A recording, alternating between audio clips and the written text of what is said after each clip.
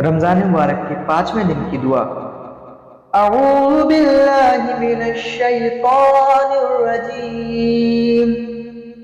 بسم اللہ الرحمن الرحیم، اللہم اجعلنی فیہ من المستغفرین واجعلنی فیہ من عبادك الصالحين القانتين واجعلني فيه من أوليائك المقربين برحمتك يا أرحم الراحمين، اللهم صل على محمد وآل محمد۔